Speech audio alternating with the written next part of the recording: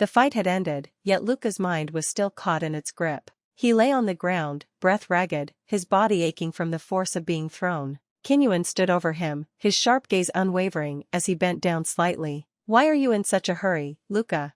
Luka's eyes widened in shock. His mind reeled, struggling to process what had just happened. What just happened? His thoughts raced back to the fight, replaying every move, every moment, searching for what went wrong. From my angle, my first attack should have landed cleanly on his chin. But the second Kinyuan touched my arm, my body staggered. It was as if I suddenly lost control. No, it wasn't just that. The kinetic energy I directed at Kinyuan, it didn't just disappear. It was redirected, back at me. A technique beyond his understanding. Still sitting on the ground, Luka lowered his head, his expression unreadable. But one thing was certain, he was still in shock. Kinyuan remained standing, his hands casually tucked into his pockets as he observed Luka in silence. Luka kept his head down as he asked, his voice steady but firm, "What was that just now?" Kinyuan's reply came with cold certainty, "A self-defense method of mine." Luka exhaled sharply, determination flickering in his eyes. He turned toward Kinyuan, rising to his feet.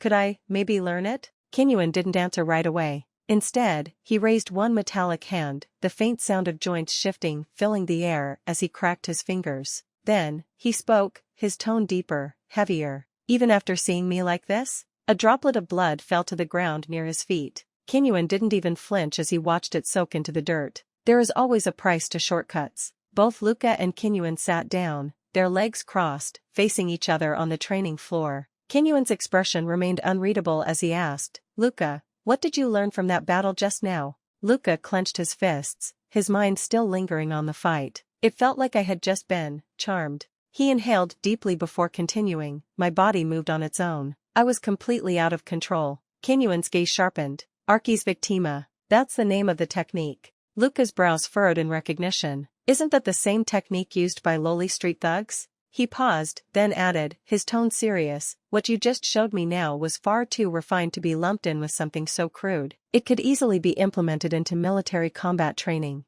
Kinyuan simply lifted a hand, shaking his head. "They did consider it. But there are 3 glaring problems with Arcie's victima." Luka narrowed his eyes. "1, it's difficult to learn?" Kinyuan smirked slightly. "I see you're as sharp as they say, Luka." Then his expression hardened. "What are the other 2? Luka could feel the weight of his own sweat sliding down his temple. His throat felt dry as he forced out his next words. "That brain problem you're experiencing must be one of the side effects." Kinyuan nodded, his voice devoid of hesitation. "Correct. And as for the last reason," he studied Luka carefully before concluding, "you are not ready to know." Luka's jaw tightened. "If it means I can get stronger, I'm willing to take those risks." Kinyuan's eyes darkened instantly. He slowly stood up, the air around him growing heavier. "That is not for you to decide." His tone was firm. "Absolute." He turned his back to Luka before continuing, "You are already an asset of the Empire. Do you have any idea how much money has been poured into you?" Luka opened his mouth, about to protest, but Kinyuan didn't let him finish. He turned his face slightly, his back still facing Luka. Then, he spoke, his voice sharp as a blade. "Then answer me, Luka." Luka stiffened. "Training in Arcie's victima inevitably causes damage to the brain." The weight of his words hung between them. Kinyuan's next words came slow and deliberate. "Can you swear to me that you'll stop using it when the time comes?" Luka's eyes widened, his breath hitched. Sweat trickled down his face. He knew, Kinyuan would see through a lie. "If I lie, he'll know." The words fought to leave his mouth. Then, after a long pause, "I can't swear by it." Luka clenched his fists. "But I will try my best not to use it." For a moment, silence. Then, Kinyuan smirked. Kinyuan's voice carried a hint of amusement. "I like your honesty." Luka barely had time to react, before Kinyuan's foot suddenly struck Luka's own. Caught off guard, Luka stumbled backward, losing his balance. Then, Kinyuan grabbed him. In one fluid motion, he twisted Luka's body and threw him to the ground. Luka's neck hit the floor first, his body tumbling, before finally landing with a heavy thud. Luka lay on his back, stunned. Kinyuan, meanwhile, rubbed his chin, his face unreadable. Without looking at Luka, he spoke. "From now on, always anticipate an attack from me." His voice was calm, yet the weight of his words was absolute. "That way, you'll be ready for any situation." Luka, still dazed, pushed himself up, one hand gripping his head. His mind spun with the realization of what just happened. "That means..." But Kinyuan cut him off sharply. Get up. He watched Luka closely, his smirk widening. I like fast learners. The air was heavy with tension. Luka stood in front of Ailey, his presence rigid and unyielding. Ailey's eyes scanned Luka's face, concern etched in his expression. Luka, are you getting any sleep? Luka's body tensed. His mind raced, searching for a way to deflect the question. He couldn't let Ailey see how much he had been pushing himself. Both of them began walking down the dimly lit corridor, their footsteps echoing through the silence. Luka forced a calm expression and responded, I've just been busy. But his mind drifted back. It's been a month since I started sparring with Kinyuan daily. He recalled the words his instructor had told him, a lesson that echoed in his mind with every battle. If you don't have the eyes to learn from watching, then you won't get it even if I explain it to you. He didn't teach me anything directly. Kinyuan wanted me to observe, to understand through instinct. The Arcie's combat method was nothing like what Luka had been taught before. Most combat styles emphasized learning and perfecting specific techniques, but Arcie's wasn't about that. It's a superior combat algorithm, a way of using everything in my arsenal at once. It adapts, it evolves, and it turns my body into the most efficient weapon possible in seconds. It's not just about fighting. It's about using my mind. Then Luka turned his gaze toward Ailey and asked, Ailey, how was your mission? Ailey, walking beside him with his hands casually tucked into his pockets, let out a sigh and replied, boring. Ailey replied with a sigh, it was just taking care of a malfunctioning android. All the recent missions I've been given are like that. It's child's play. Luka narrowed his eyes. The Corite must be playing it safe after what happened last time. His tone was casual, but his words carried weight. Isn't that why the chief centurion hasn't been around? The moment those words left Luka's mouth, Ailey's entire demeanor changed. The usual light-hearted smirk that graced his face was gone. His smile faded, replaced with something unfamiliar, anxiety. Sweat began to form on his forehead. Then, in a voice laced with worry, Ailey finally spoke. No, that's not it. Luka noticed the way Ailey's hands clenched tightly at his sides. I heard some things, from my family. Luka's heart skipped a beat. Ailey wasn't the type to get shaken easily. He studied Ailey's expression, searching for something, anything. Then, Luka asked, his voice careful, if the chief centurion has to get involved, wouldn't that mean at least a rebellion? Ailey's gaze darkened, his voice barely above a whisper. Yeah, the word hit Luka like a bomb. His eyes widened in disbelief, his breath caught in his throat, and a cold sweat broke out on his face. He didn't want to believe it. Ailey's voice was grim, his expression distant as he recalled the whispers he had heard within his family. As he spoke, a mental image flashed in his mind, an imperial flag burning to ashes. I don't have all the details, Ailey admitted, but there's a group of people plotting a rebellion. Luka gritted his teeth, his fingers curled into fists as his jaw clenched. We're already at war with the Corite Alliance. His voice trembled with restrained fury. And now some idiot wants to start a civil war? His frustration was boiling over. How stupid. But then, Ailey's next words cut through him like a blade. If you just disregard these problems as stupidity, you'll rot from the inside. Luka snapped. Before he even realized it, his body moved on its own. In an instant, Luka slammed Ailey against the wall. One arm pinned Ailey's chest, while the other drew back, fingers curling into a trembling fist. His breath was ragged, his anger overflowing.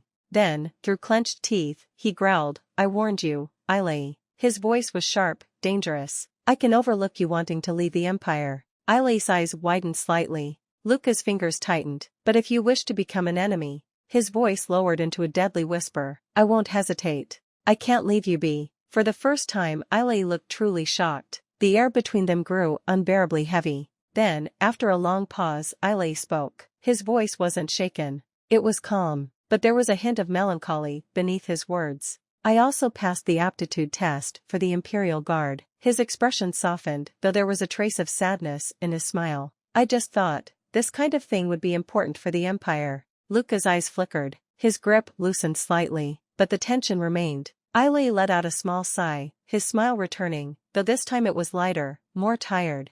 Calm down, Luka. Luka released him, taking a step back, though his body remained stiff. Luka rubbed his sore shoulder, then, with a forced chuckle, said, Don't make statements that could incite suspicion. His tone lowered slightly. I don't want to see your name on the rebel list. Ailey didn't respond right away. Then, softly, I know. I'm only saying this in front of you. He took a deep breath, his usual smirk creeping back onto his face. Then, extending his hand toward Luka, he said cheerfully, lighten up, Luka. I'll treat you to some food this weekend, okay? For a moment, Luka was silent. Then, turning his back to Ailey, he muttered, I already have plans. His voice was distant, cold. And don't talk to me. You're irritating. Luka began to walk away. Ailey, of course, chased after him. Plans? Is it with a girl? Luka kept walking, not looking back. Then, without hesitation, he simply said, aren't you going to leave? The scene shifted to the Accretian lower sector, a place forgotten by the grandeur of the Empire.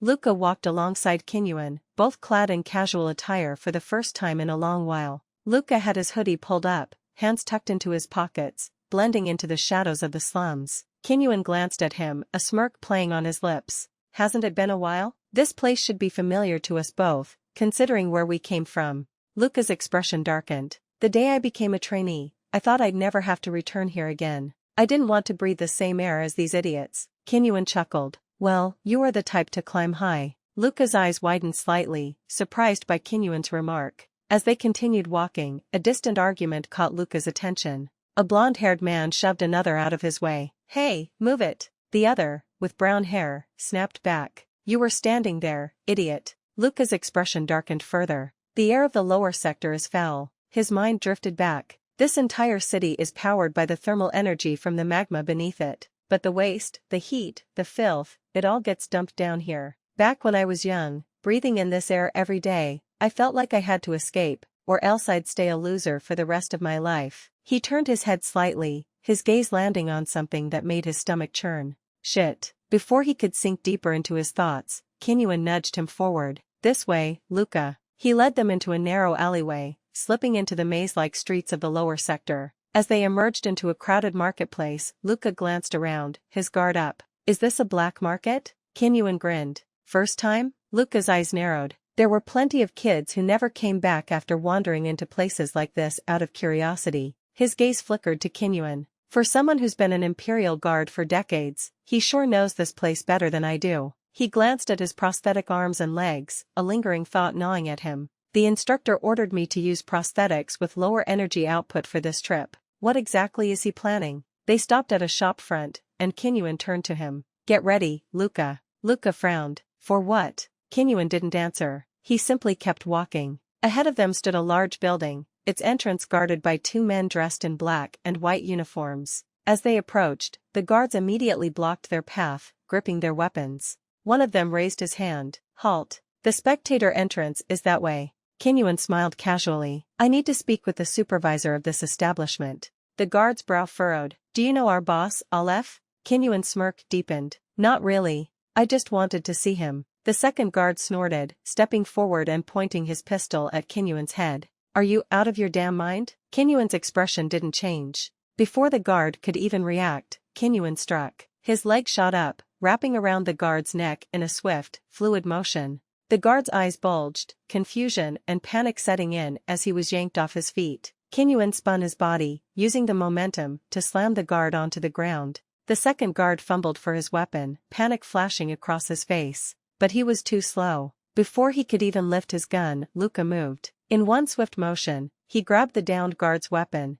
twisted his arm behind him, and aimed the gun directly at the second guard's head. Don't move. The second guard froze, sweat beading down his face. Kinyuan let out a laugh, standing beside Luka. Ah, you understand the situation now, don't you? The second guard raised his hands in surrender. Kinyuan's grin widened. Why don't you go fetch Aleph for us, right now? Without hesitation, both guards scrambled away, dragging their fallen comrade with them. Luka exhaled sharply, lowering the stolen weapon. Then, he turned to Kinyuan. What would you have done if I wasn't fast enough? Kinyuan shrugged. Well, I would have just found another way. Luka clicked his tongue, glancing around the area. Anyway, what is this place? Kinyuan folded his arms, his eyes narrowing slightly. Then, with a knowing smile, he said, the hottest place in the entire empire. Luka's eyes widened slightly. What? Kinyuan turned back toward the entrance, his smirk deepening. Welcome to the Coliseum. To be continued. This is it for today's episode. If you enjoyed the story, don't forget to subscribe and leave a comment. See you in the next episode, stay tuned.